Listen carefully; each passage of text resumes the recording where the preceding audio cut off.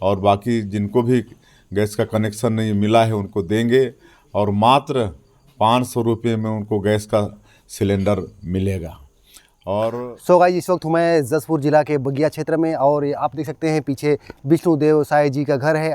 कल ही बीजेपी का घोषणा पत्र आया है। विष्णुदेव साई जी से जानेंगे कि घोषणा पत्र में कितना कारगर है जनता के लिए। दिन के 3 बज रहे हैं और ये कोतबा चोरी बहार क्षेत्र में बारिश आ रही है।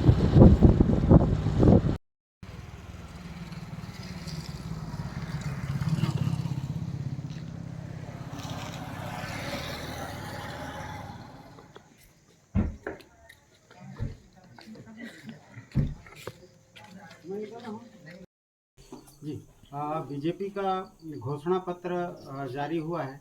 इस घोषणा पत्र को कैसे देखते हैं और चुनाव में क्या फर्क पड़ेगा? देखिए, कल छत्तीसगढ़ विधानसभा चुनाव का भारतीय जनता पार्टी का घोषणा पत्र जारी हुआ है। हमारे देश के यशस्वी गृह मंत्री आदरणीय अमित शाह जी के कर कमलों से घोषणा पत्र जारी हुआ है और ये घोषणा पत्र बहुत अच्छा है। हमारी सरकार आने पर सभी वर्ग का भला होगा, किसानों का भला होगा, महिलाओं का भला होगा, हमारे पढ़े लिखे भाई बहनों का भला होगा, मज़दूरों का भला होगा। इसमें धान का कीमत 3100 रुपया प्रति क्विंटल होगा और 15 क्विंटल प्रति एकड़ जो सरकार खरीदती थी वो बढ़कर अब 21 क्विंटल हो जाएगा। इससे धान का कटोरा कहे जाने वाले छत्तीसगढ़ में किसानों का बहुत भला होगा और 3100 रुपया एक मुश्त किसानों को मिलेगा। अभी की सरकार जो किस में अंतर की राशि देती थी वैसा बिल्कुल भी नहीं होगा। बारदाना उनको सहजता के साथ उपलब्ध होगा।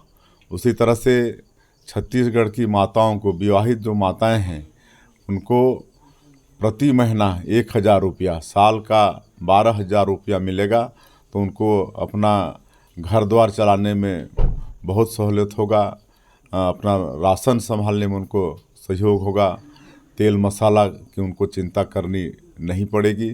उसी तरह से प्रधानमंत्री उज्ज्वला योजना में गरीबों को जो हम लोग अपनी सरकार में मुफ्त में गैस सिलेंडर देने का काम किए, वो योजना भी भूपेश बघेल की सरकार में बंद थी, वो फिर से चालू होगा और बाकी जिनको भी गैस का कनेक्शन नहीं मिला है उनको देंगे और मात्र 500 रुपये में उनको गैस का सिलेंडर मिलेगा। और तेंदूपत्ता, ये तेंदूपत्ता का इलाका है।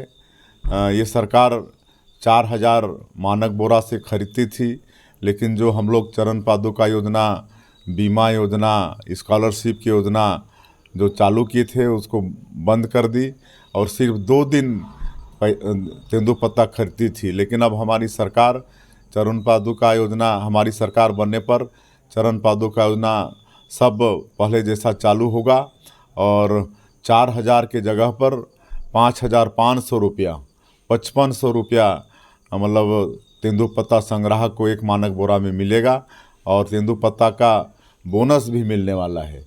और जो हमारे पढ़े लिखे लड़का लड़की हैं, हमारे भाई बहन हैं, जो 1 लाख बैकलॉग का सीट है उसको भारतीय जनता पार्टी की सरकार बनने पर प्राथमिकता से भर्ती अभियान चलाएगी। इससे बेरोज़गार हमारे जो बेटा बेटी हैं उनको 1 लाख का रोज़गार आने वाले समय में मिलेगा। उसी तरह से जो भूमिहीन मजदूर हैं जिनके पास खुद की कोई खेती नहीं है, उनको 10,000 रुपया प्रति साल भारतीय जनता पार्टी की सरकार देगी। तो मज़दूरों के लिए भी इसमें भला होगा। और जो ऐसे लड़के या लड़कियां हैं जो पढ़ लिख के बिजनेस की ओर आगे बढ़ना चाहेंगे, उनके लिए 50% सब्सिडी और बिना ब्याज का उनको लोन मिलेगा। इस तरह से सारे वर्ग के लिए भारतीय जनता पार्टी ने अपने मतलब मोदी गारंटी पत्र उसमें प्रावधान किया है और भारतीय जनता पार्टी जो कहती है उसको करती है। भारतीय जनता पार्टी के कहनी और कथनी में एक रूपता होता है और इस घोषणा पत्र या मोदी गारंटी पत्र के जारी होने से सभी वर्गों को लाभ हो रहा है और भारतीय जनता पार्टी को बहुत बड़ी बढ़त मिलने वाली है। हम लोग अधिक से अधिक सीट जीतकर, प्रचंड मतों से जीतकर छत्तीसगढ़ में भारतीय जनता पार्टी की सरकार बनाने वाले हैं। एक बाइट रहेगा इस पे, ये जो कुनकुरी विधानसभा क्षेत्र में गुंडागर्दी का मामला आ रहा है, खासकर वहाँ के जो विधायक है यूडी में, उनके ऊपर गुंडागर्दी का आरोप लग रहा है, क्या कहना चाहेंगे? देखिए, कुनकुरी विधानसभा के जो विधायक हैं यूडी मिंज, पिछले 5 वर्षों में इनकी छवि एक विकास विरोधी और कमीशन खोर और गुंडागर्दी ये छवि बनी है। और इसका उदाहरण भी है, ऐसे ही उनकी छवि ऐसी नहीं बनी है। आपको मालूम होगा कि दुलदुला का जो सीएससी है उसमें जांच के नाम से रात के 12 बजे विधायक के साथ उनके गुंडे दारू पीकर जाते हैं और डॉक्टरों के साथ मारपीट करते हैं। जांच करना हो तो समय पर जाएं, रात के 12 बजे जांच का कोई विषय बनता नहीं है। उसी तरह से जन्माष्टमी के समय में सिमड़ा का जो डुमरबहार गांव है, जहां पर यादव समाज के लोग हैं, उनको जन्माष्टमी मनाने से रोका गया। उनके समाज के महिलाओं के साथ धक्का मुक्की हुआ।